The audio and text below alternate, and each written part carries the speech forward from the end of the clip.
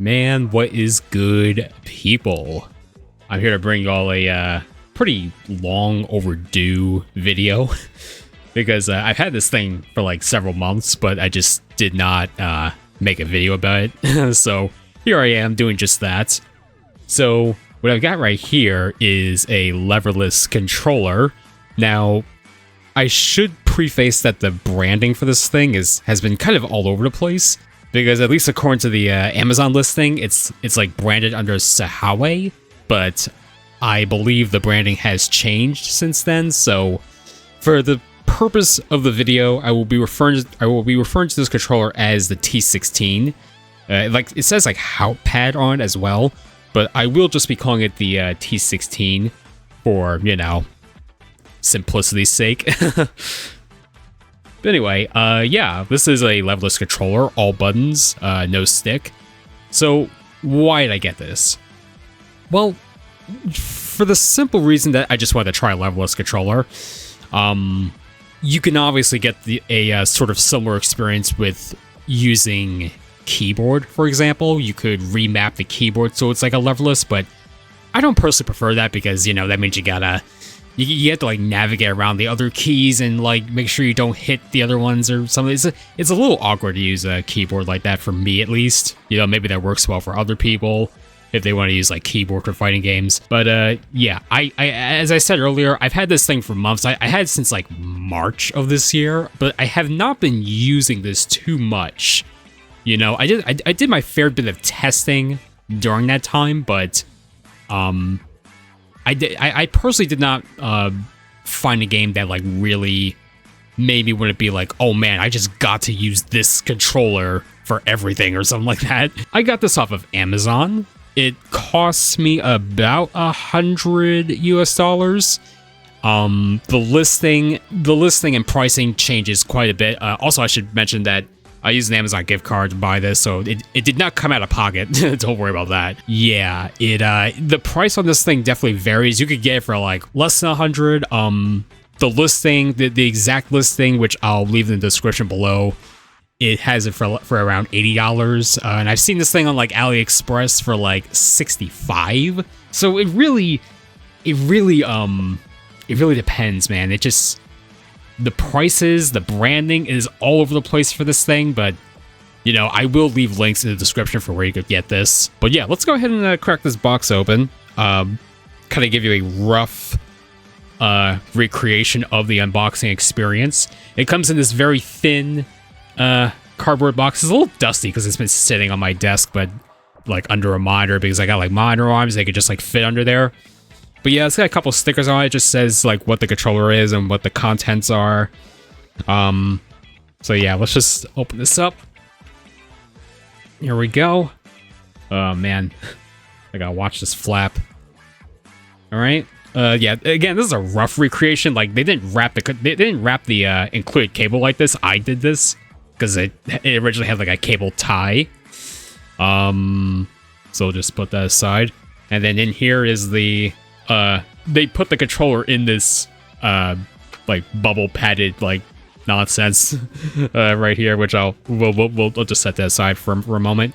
In this bag is so you have these rubber pads you could put at the bottom. So in case you want to put this on a table, you want to play on this thing on a table, then you can stick these rubber feet at the bottom. There's this little button remover tool. It's got like some hooks at the end, and there's like a spare micro switch in here. The micro switches are these kind of how do I describe them? They're like red.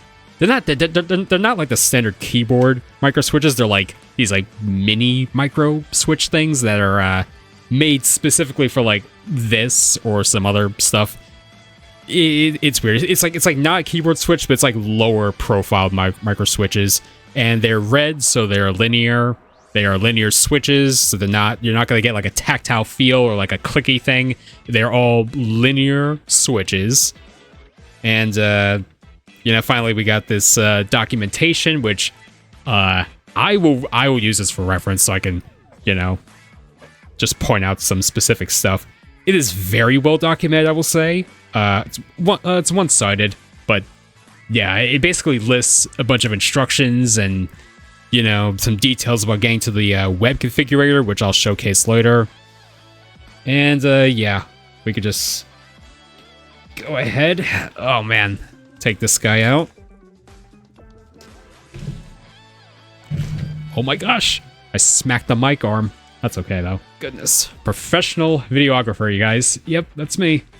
You can even see my ring light. That's how you know I'm legit. Anyway, this is it. This is the T16. Now it is called the T16 because it has 16 buttons, right? 4, 8, yeah, 16. Why am I counting? I know it's a okay. Oh, I should also mention the other included accessory in the bag is like a replacement button cap, because these buttons up here have like these buttons like up here have like a rubber like cap on them, like covering the actual button itself. I lost one. It was the black one, right? Yeah, because it came with like a spare clear and red one. I think it's been a while. There's a clear one in the bag that I'm not using, but the black one I lost. That thing I was working with this thing and it flung away somewhere. So yeah, just gotta be careful with that. But yeah, this is the controller itself. 16 buttons, right? You can see how thin it is. Look at that. It's like just look. It's so thin. It's got a decent weight to it as well. It's let me check. 940 grams, and at the back, yeah, there's that 42. But we're just calling this thing a T16, and that text down there shows you how to switch the mode of the controller. I'll get into that a little bit. You can see those are the bottom of the switches, the bottom of pretty much anything that's functioning on top. Okay, so at the side here is USB, which I'll explain the purpose of that later. And this is a wired controller. So there is the USB-C port that you plug the cable into. That is basically it. Oh, and of course, how can I not point this out? You got a turbo button up here. And you also have this little OLED screen. It displays the button layout, and then when you press the button, it shows that you were pressing the button, just so, you know, aside from it working in the game, you could just see that the button's being pressed. But you can actually replace that with like any like image and have it display there. Yeah, in terms of build quality, this is a pretty so this controller is basically about 4 layers of acrylic. Probably showcase that right here. Kind of. Yeah, it's like 4 layers of acrylic, but in the center is the actual PCB, and everything's being held together by how many? Like 8 screws? Wait, 6, 7, 8, like 9 screws actually. Yeah.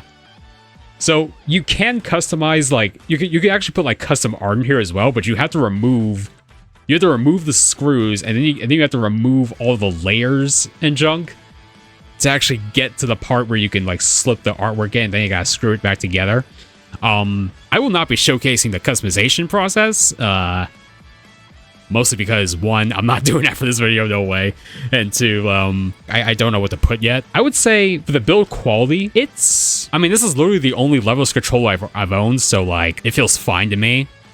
You know, there's probably, of course, there's like the Vitrix leverless, which is like stainless steel and all that, and it's like $400. I mean, man. So that thing probably feels super premium. This one just feels all right. It feels fine for the price. I will say the only complaint I have is like, because this is made of several layers of acrylic, when you're like placing a controller on your lap or like on a table or somewhat, like you're just kind of holding it and moving it around, you might hear some creaking. I might just demonstrate that a little right here. Yeah, it's like it doesn't. I was trying to make it creak a little bit, but I'm also being like really careful. I don't want to break the controller.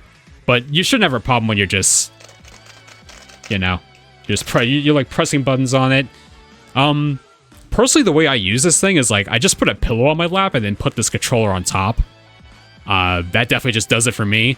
I was initially like putting this on my lap because you know, this is the more sizable model. There are models that are a lot smaller, which I do not have. And this bigger model, I figure I get because I knew I would just be using this on my lap, just like how I do my arcade stick. But this does seem pretty nice to use on a table. You know, just kind of like a keyboard. As for the buttons themselves, yeah, they have these red switches in them. They are linear switches. I guess I'll just give you a closer listen to the buttons.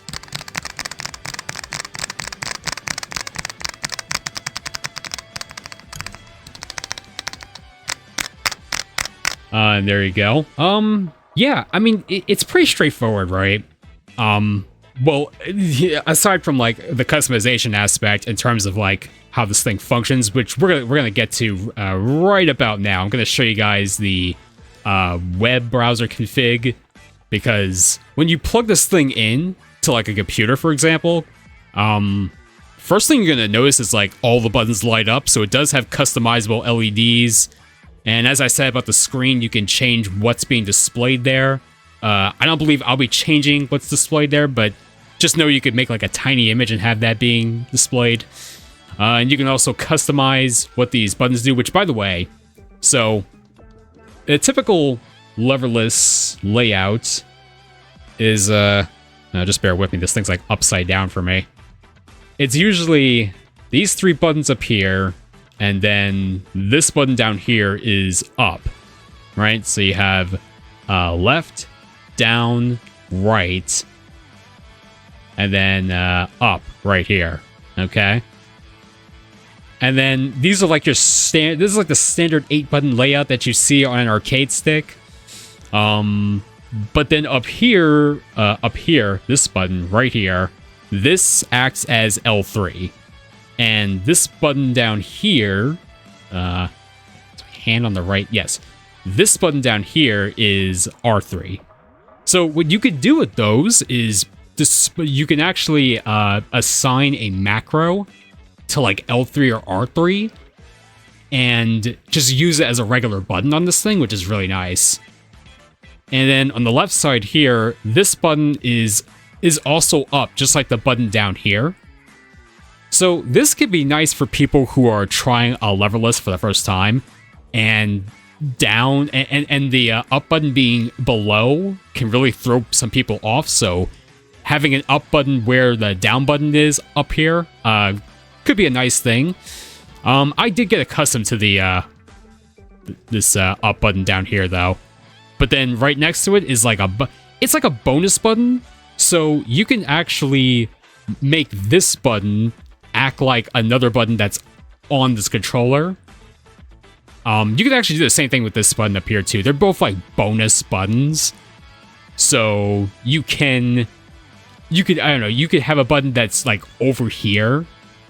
You could assign this button to do something in game, but then down here, you can make that button do what this button over here does, just as another option, you know? So now with all that said, let me go ahead and just briefly show y'all the web config, which can allow you to customize certain aspects of the controller. Oh, before I forget, I should also mention that this controller is compatible with the PS5 and PS4, and also the Xbox consoles, but you will need a Brook converter or a Wingman. I believe the Wingman is the Xbox converter.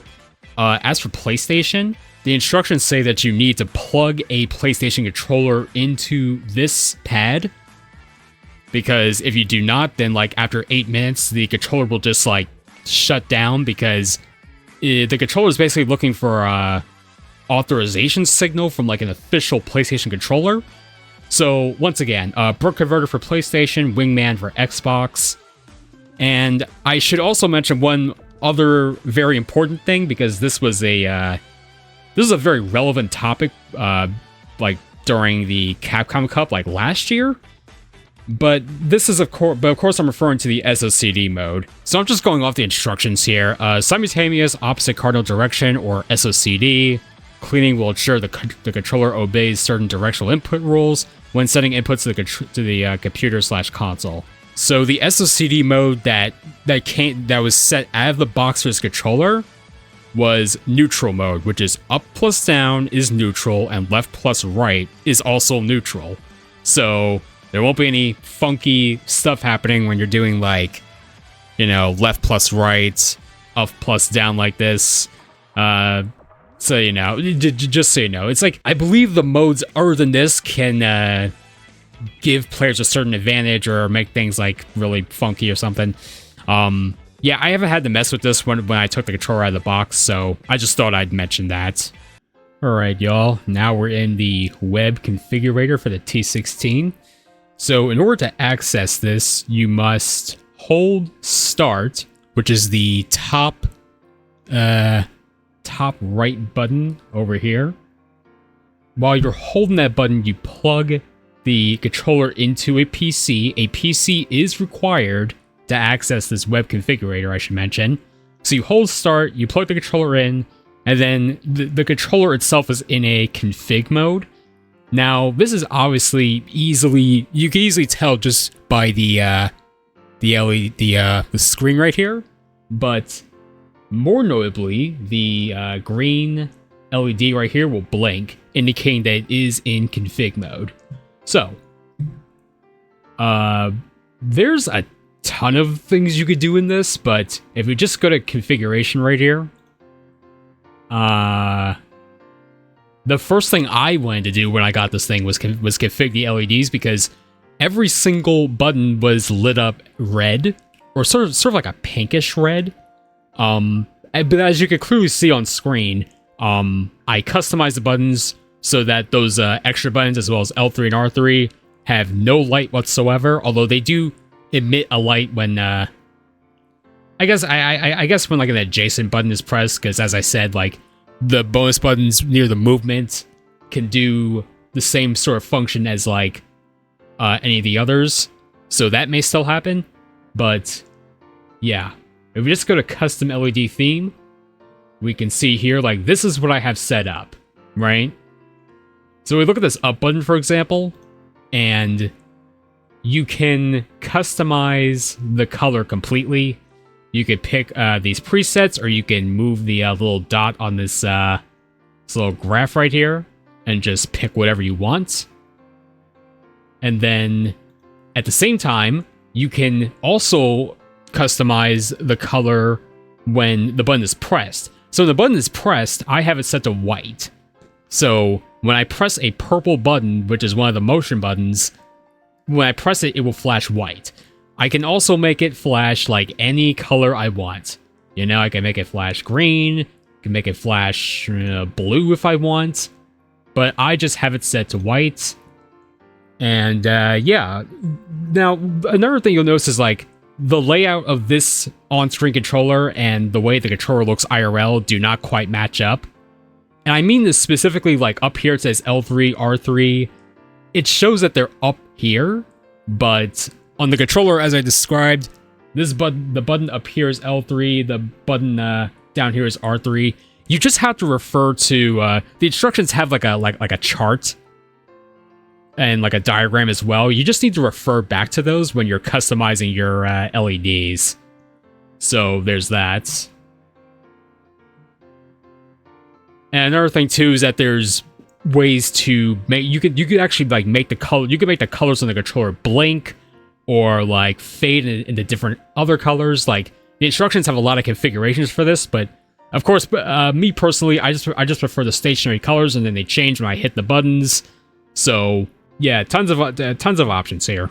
So next, if we go to add-on configuration, there are a lot of I'm telling y'all, there are a lot of options here. I'm not gonna get into everything because there's just so much. So there's this one option right here, extra button configuration. Now this is definitely a part where you are really going to have to like make sure you got the instructions on hand. As you can see,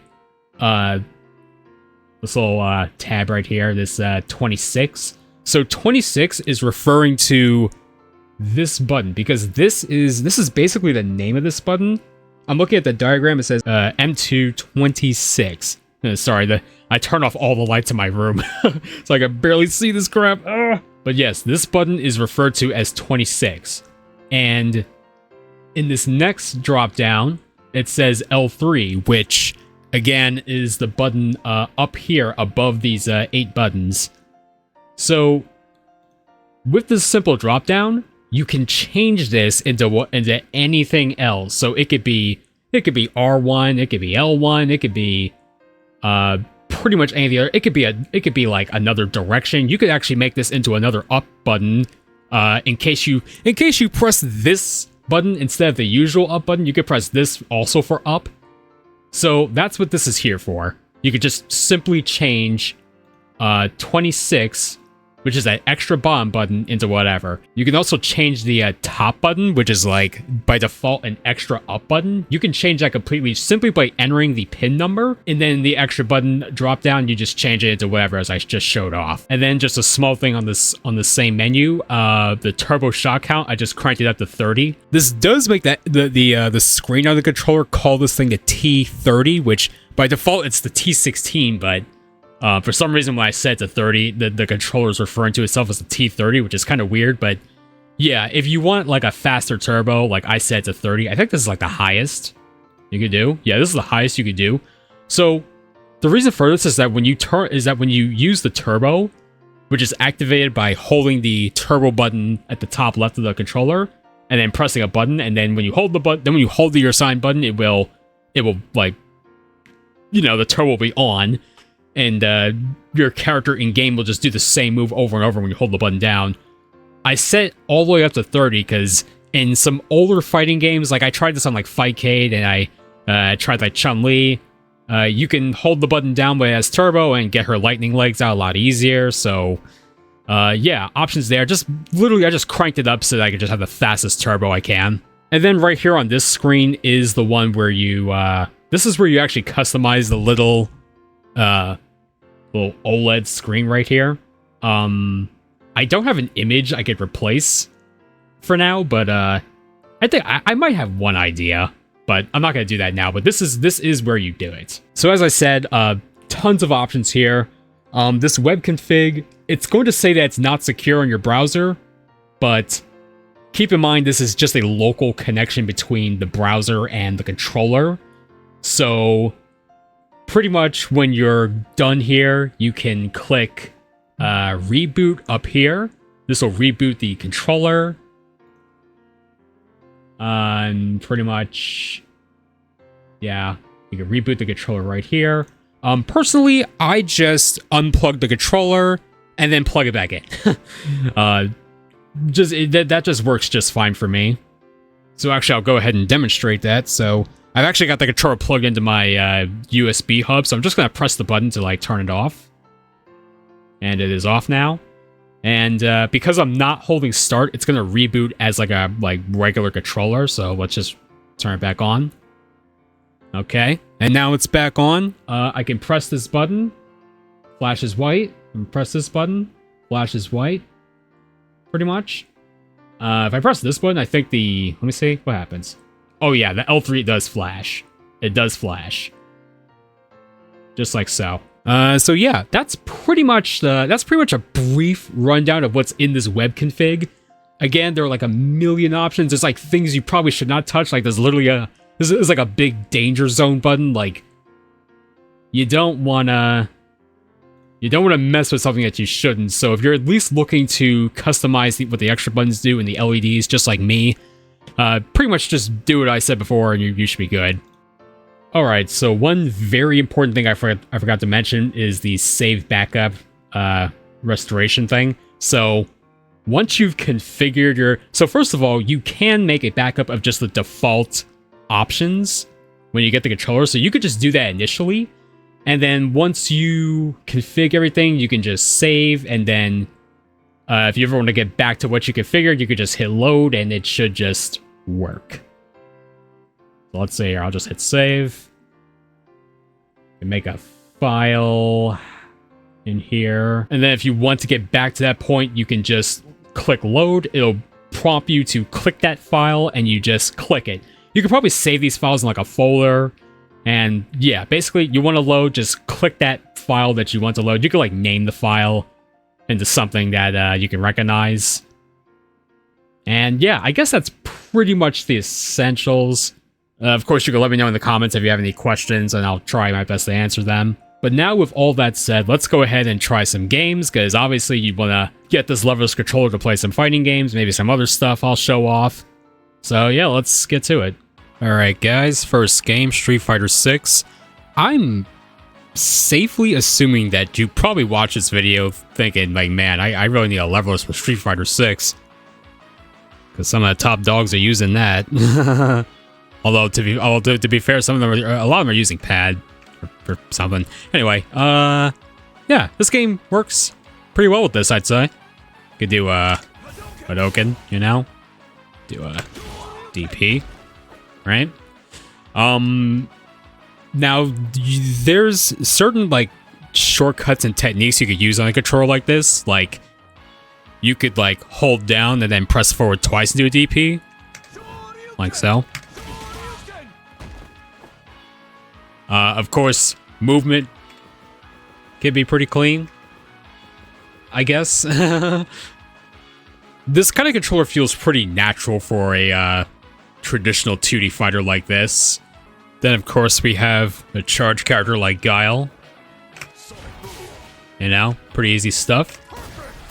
You can basically do a sonic boom and then immediately go back to crouch blocking, like, instantly. So that's pretty nice. You know, get this quick flash kick right here. You could, like, use your other hand. Like, you can use one hand to hold down and then just... Well, you can't friggin' press up and a button, like, when you're holding down already, so, you know. But once you let go of down, just press up and, like, a kick button. There you go. First try. Another concern you might have is, like, canceling, because his, like, quick R is, like... His quick R is, like, forward, back, forward, kick.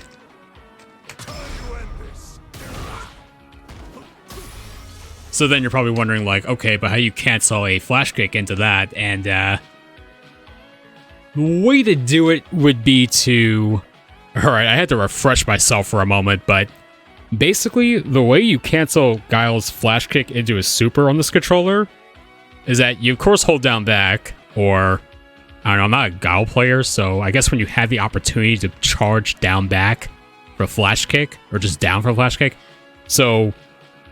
You do the flash kick by pressing both up and forward and kick. You do that first. You have to let go of down and back, okay? But then you just press back and then forward kick, like so. It actually feels pretty good on this controller. I'm not gonna lie. It's like actually kind of simple. Let me try doing it again. Yeah, it's like consistent. Like with a little bit of practice, it's actually really consistent, I'd say. I'm sure there's maybe another technique, but that's just what's off the top of my head, and I had to take a moment and like figure it out because it's been a minute. So next we got the dreaded 360 motion input. And basically what you do on this controller is you just go from left to down to right, and then up and punch for Zangief right here. Or you could do it in reverse, so you got right, then down, then left, then up. I mean, obviously in Street Fighter you have to know how to do motions in reverse, but I'm definitely more comfortable doing it on the left side. Let's see here. There we go. Yeah, it's a 360 just like that. Let's try that again. Very good. So yeah, that's basically how that works. But then we have the, we gotta address the 720. Okay, so now personally, Zangief's 720 isn't exactly easy for me on this controller. I'm going to talk about my impressions, overall thoughts about this controller at the end of the video. But what I will say is that for me personally, doing the 720 is like hard for me because my left hand, like my left fingers just don't move that fast. So for me personally, if I press the left, then down, then right buttons with my left hand, and then use my right thumb to press up, I can get this to happen a little easier. Sometimes I just get like an SPD. But this is definitely a me issue. But there we go. 720 motion. That is going to take some practice. Which again, I'll talk about like the other aspects of like transitioning over to like a wireless or not leverless. Yeah, I'll get into that later. But for now, let's go ahead and hop to the next game. All right, so next up we have Tekken 8, and I'm gonna keep this brief because this game and OBS just don't mix well for me. I don't have the best PC, so yeah, it was a struggle even like booting this up and getting into the fight. This is kind of crazy, but I would say I'm just gonna say overall for Tekken, because although it has motion inputs, it doesn't have as many as like Street Fighter or some other game. But a key thing for Tekken is the movement, and so having the separate buttons for this game, it's like really nice. And of course a controller like this makes something like Korean backdashing, it can make it very easy. I have never personally done Korean backdashing, but what I can show off is so Nina here has a backsway, whereas like you just press like core circle back, and she can cancel it into a sidestep. So with this controller and like with the combination of both your hands, you can like do these what is it called, like crab cancels or something, crab dashing. I kind of forgot. And basically you could do like this, like consistently. I'm kind of trash though, but yeah, it's like you can kind of fidget around like that. And I mean, yeah, that's basically a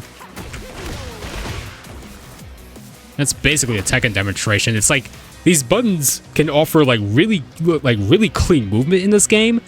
At the same time, for me personally, because the up button is down here, doing the usual combos does take a bit of adjusting. Thankfully, there is the bonus up button.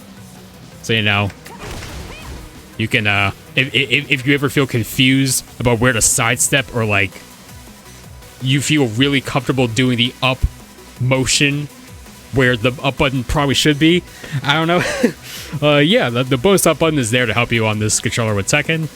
So, yeah, that's pretty much that. Alright, so next up we've got some Grand Blue Fantasy versus Rising. Also, please excuse the bar at the bottom. It's like a frame meter mod. Very useful, but I can't turn it off because it's a mod and not like an option in the game. But anyway, the reason why I wanted to showcase this game is because there is a block button, okay? It is mapped default to the right trigger, which is, in the case of a controller like this, it's like bottom row, third button. So there it is. So in this case, I don't really... The thing is, I play pad on this game because it's very much made for pad. Like a game that has like a block button, like that's definitely calling for pad. Like I could say something about DNF Duel, obviously Mortal Kombat. So yeah, that's just some... You don't even have to use it for this game because you can also like block traditionally. Same with DNF Duel, it's like you either have a block button or you can block traditionally. Mortal Kombat, you have to use the block button. And the block button in this game also lets you evade and cross over. Yeah, I'm just using my pinky for that. Well, let's see. This game does have traditional inputs, but there is also a special button right there. And you can also press the special button with a different strength button to... you know, just do a different strength version of that special. The thing this game does not have are those input shortcuts like let me see here. Yeah, so in this game, you cannot hold down and press forward twice for a DP. You have to do it like manually, or do the easy input, which is like, I guess in Grand's case for his DP, it's like forward and special. And you could change the strength with like medium, special, and forward, like so. Same with heavy. This game also has it's weird. This game has like 3 different ways to do supers. You can do a traditional motion, or you could press like a motion and 2 buttons, or just literally 3 entire buttons. So this game gives you a lot of control options. It's hard for me to say whether I recommend this controller for this game. Like, I use pad because it just feels like this game just feels really much designed for pad.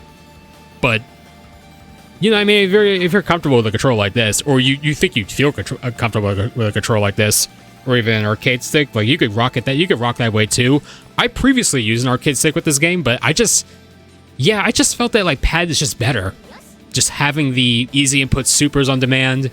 God, at the same time, I'm not a modern mode player in Street Fighter 6, so it's weird. But it sounds weird when I say it out loud, but things really do come down to personal preference. I cannot really demonstrate any sort of techniques with this controller with this game because those shortcuts just don't exist, I guess, in the engine or something. But yeah, you could do your inputs, like it works. So I mean, yeah, cool. Anyway, we got one more game to show off, so let's just get to that. And so finally we have 2XKO. I was fortunate enough to get an invite into the Alpha Lab. I was actually waiting to make this video specifically because I wanted to see if I could get in, and it turns out I did, which is pretty awesome. So as for this game with this controller, I feel like this is a perfect match. Quote unquote. Okay, there's one gripe. There's one gripe, but for the pretty much this controller is like, it pairs so well with this game, it's insane. So for starters, there are 0 motion inputs in this game. There are none. No quarter circles, no 360s, no charge, none of that. Okay? So if you choose to use a controller with this game, it should feel pretty comfy.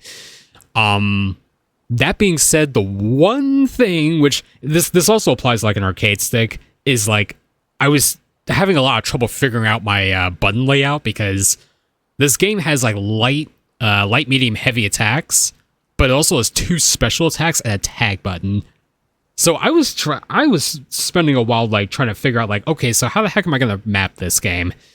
And the way that personally worked for me, because I'm a weirdo, is let's see. So from the top, so these 6 buttons from the top, so light, medium, tag, okay, and the bottom row, special 1, heavy, and then special 2. Now, the reason why that works for me is because I'm also practicing Marvel Infinite because of, I don't know if you heard of Maximilian Dude's mod, the Infinite and Beyond thing. So I'm practicing that game a little bit on the side, and I usually keep the tag button up here. So that's one thing. And then the reason why I got special 1 and special 2 kind of surrounding the heavy attack button is because I'm kind of used to like the box style. They call it the box style layout for like stick buttons. So like by default in the game, they make like square, like I'm referring to like PlayStation buttons. They make like square light and then triangle medium and then circle heavy. So that's kind of what's going on here. Okay. And then the special 1, I kind of think of it like a Grand Blue unique button, even though that's not how it functions in this game.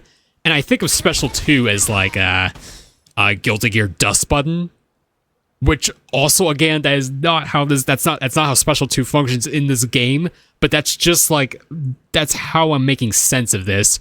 I guess it's specifically because I wanted the heavy attack button and the tag button where I wanted them. Because when I was trying the default layout, it was messing with me. I could not do light, medium, heavy across like this because I don't really do that for games with these like chain combos or Magic series, you know. I don't really do that personally.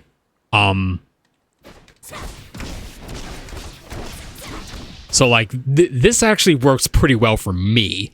It's a me thing. Now for you, it could be some other layout. I don't know. You could heed my layout and be like, maybe that makes sense. I'll try that. Or just in the comments, you tell me just tell me like, you crazy, bro. What are you doing? But yeah, this controller and this game really do go hand in hand. One thing specific. No, there's actually a couple things specifically. So wave dashing. You could press light medium to dash as a macro. But then there's wave dashing where if you dash and you press down, it cancels the dash, so you can just do another. Look how easy it is on this controller. Like you literally just, you press this, you press the dash, you press both these buttons and then down. And then sometimes I get an attack input out, but look at that. It's so easy on this controller. So easy, right? And then another thing, which is specific to this game, is that the super inputs, I mean, I know I said there's no motion inputs, but the supers are down, down special. So you have to press down twice, and then the special button, and you do a super. This is obviously harder to do on an arcade stick because there's a lot of motion within the lever. But on a leverless, you just press down twice, and then the special button is really fast. So you can use it in a situation where you just gotta bust the thing out, you know? That's why I feel like this controller goes really hand in hand with 2XKO. It is like, it's as if they designed this game with this controller in mind. Or this style of controller in mind, you know? It's actually, like, you can use a pad or a stick on this game, but man, I'm definitely on the leverless side when it comes to this game. It just works phenomenally. So yes, obviously we've been talking fighting games, but there are just a couple more games I would like to showcase with this controller, and actually on the Nintendo Switch. This controller does work natively with the Nintendo Switch. There's no extra accessory needed to plug it in, so let's go ahead and show that off. Alright, y'all, we got the game capture on, we got the controller plugged into the Switch. Now, the thing to keep in mind is that you must hold the A button, okay? You have to hold the A button, which is here on the controller, and then plug it into the Switch dock, and then the controller will be in Switch mode. And after you do that, the controller will always be in the Switch mode until you switch to a different mode. So you have to, like, for example, you gotta hold a different button to get the X input before you plug it into your PC. Yeah. Now, something I want to show off is that the controller can actually, because the Switch is actually asleep, but you see the controller's lighting up. The controller can wake the Switch up. So we're going to press home. Might have to press that a couple of times. But there, yep, I see the light. I see the light, and in a moment, there it is. The Switch is awake. And you can actually put the Switch back to sleep just by pressing the home button. Now, what you have to keep in mind is that because the controller's in Switch mode, it's going to follow the traditional Switch button layout. So I said that this button was A, the bottom row first button. That's correct if it's like an X input, like an Xbox controller. But now that we're on the Switch, the second button, this one that's colored yellow on the bottom, this one is now A, and the one next to it is B, the top one up here is Y, and the top one up here is X. Alright? So that's something to keep in mind. Also, you cannot go into the settings menu and remap the buttons, because Nintendo. Yeah. Anyway, I'm gonna show off a couple games here that I feel can make pretty good use of the controller, or just something like weird. You know. Alright, folks, so here we have some Tetris 99 going on, alright? Now, leverless controller, it's gonna work wonderfully for a puzzle game. You'll have no miss inputs unless you're bad like me. Now, one thing specifically with this game is that there is this sort of, you have to use the right stick to, like, switch your targeting mode. You can switch what the buttons do with a certain button combination on the controller, but you're not going to be doing that on the fly because it's kind of awkward to do. But yeah, for like a puzzle game like this controller does work wonderfully.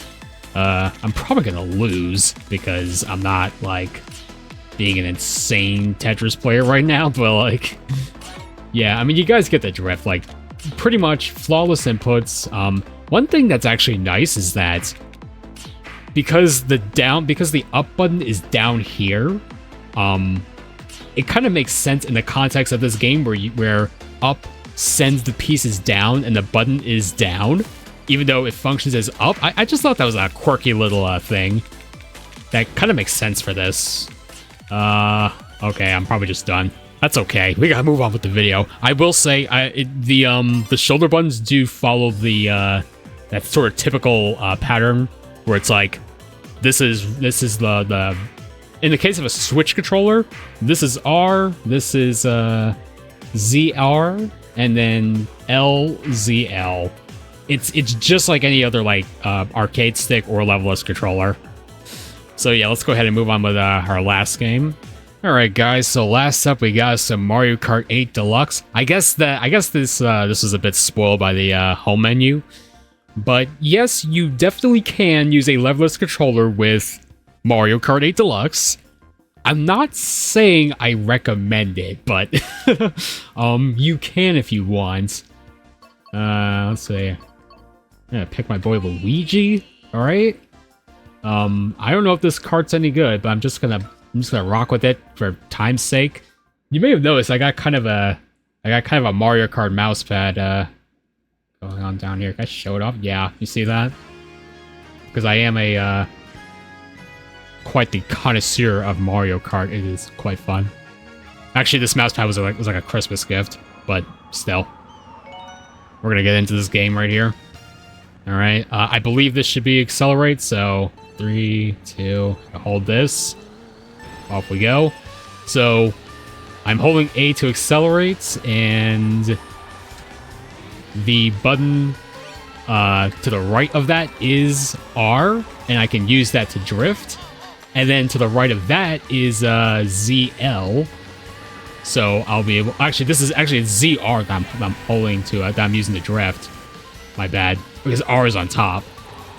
And then ZL is items. So I could throw this bob-on behind me using my pinky finger. Let's see.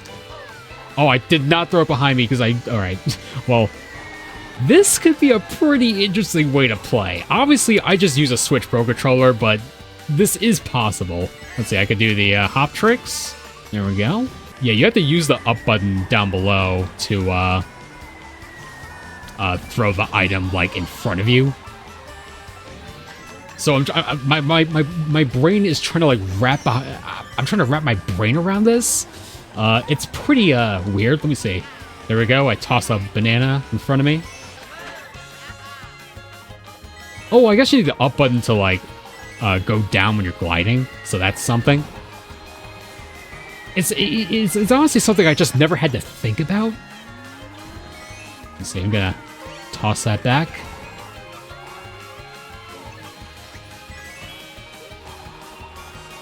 Do some more drifting. Okay, get this coin. I'm at max speed, and there you go, winning the race on the leverless. It could be a really interesting experience, you guys. It's very much possible because the thing with Mario Kart 8 Deluxe is that I believe the inputs are digital, so this sort of thing will work. As for like something like Smash, so Smash has an analog input with the analog stick. So it's like in Smash you can walk and like kind of trot along if you like push the stick all the way forward, but if you tap the stick you dash. So basically with a controller like this, if you hit forward or back, you're just gonna dash. You're not gonna have much control over your movement in Smash, which you obviously should when you're playing Smash. And I know there's like the Smash box. I'm not too sure how that works, to be honest. But on a controller like this, I mean, for starters, you have to make sure you switch the motion buttons to the left analog stick by using the button combination within the instructions. But yeah, I imagine like analog games are going to feel very awkward on something like this. But then there's also the case of games that don't feel like they should have analog control. Or no, it's more like the game has digital control, but you can only use the analog stick. So for games like that, I guess like Link's Awakening on Switch is the example. You can switch to the analog stick on this controller and then just use the buttons to move Link around, because he's kind of snapping into 8 directions on that game, on a game where you can't use the D-pad. So I mean, that's where this controller can make sense as well. But yeah, I guess that's pretty much it for the game demonstrations. Let me just close this out, I guess. We've had a pretty fun time just trying stuff out, but that's, of course, to showcase what you could do with the controller. All right, guys, so overall, yeah, this is a pretty good controller, man. Again, I've had this thing for months, but I didn't use it too much, but now I see myself using it with 2XKO a lot. That's probably like the only... Because here's the thing, using this controller for the first time made me realize the limitations of my left hand and how fast my fingers can move. Because of course I tried to search Street Fighter 6, and I definitely had trouble kind of adapting to this. I mean, it helps that when I played on arcade stick, you know, that made me familiar with the 8-button layout on the right, but then the buttons are just like a completely different beast. That's like the one thing you had to learn to, that's like the one thing you have to learn to operate with this, especially if you are not familiar with like keyboard gaming. I typically play on like a standard controller or the arcade stick, so this was sort of a new experience for me. But I mean, yeah, that's basically it. It's like a new learning experience with this controller. It will make certain you'll definitely have cleaner movement, like cleaner, more precise movement, but the things that you're probably used to doing on like pad might be a lot more challenging on this. So it's just something to keep in mind. As for whether I recommend this controller or not, I'd say if you're looking to get into leverless controllers for cheap, well, this one in particular, the T16, it's a little more expensive than like the smaller controllers this company has. I'm looking at their Amazon page right now, and they have the, I guess for example, the S series. The one I'm looking at right now is like the S16, and this one is going for $56. It has the same amount of buttons, but it's just a smaller controller. Costs like, yeah, way cheaper, actually. Kind of wild. And they even have bundles if you're trying to use this on PlayStation or Xbox. They bundle the Brook Conveyor for PlayStation, Wingman for Xbox. They also have like a series of these controllers that are made of metal, and there's one that's made with, it's actually made, there's one that's made with actual like keyboard keys. So yeah, there's a lot of options from this company. I'll probably put their Amazon store link in the description so you can just see the options. I guess one more thing that I want to mention about the controller, sort of a con. Maybe they improve this on like another model, but the buttons have a lot of, they have a decent bit of travel. Like these aren't the snappiest buttons I felt. Like my Samba buttons on my stick feel way snappier than these things. It's like you gotta, let me see here. And there's the actuation. Yep, there it is. Yep. It reminds me of the Qualm of Gravity, like the original Qualm of Gravity buttons, in a way. But I mean, these are still fine. I have to assume that one of the other models makes a snappier button, but I'm not sure. But yeah, guys, that is the T16 from Sahawe, or maybe they rebranded to something else. I guess I'll have to look it up. But yeah, that is going to do it for this video. Be sure to drop a like. Helps a ton. Comment, especially if you have any questions. I know I did not cover everything about this controller. Like, I covered about the essentials. Like, you probably want to customize the lights and change a button or two, and then just like plug it in and play some games. That's pretty much what I was focusing on. But there's like a lot of other things going on with this thing. So if you have any questions, do leave it in the comment section below. And of course, just be sure to subscribe to the channel, as I recently decided to hop back onto the YouTube grind. And yeah, filming this video was quite a bit of an adventure. And finally, I did launch a Patreon, which you can support for at least $1 a month and get your name at the end of the video. So with all that being said, make sure you're subscribed, and I'll see you all in another video.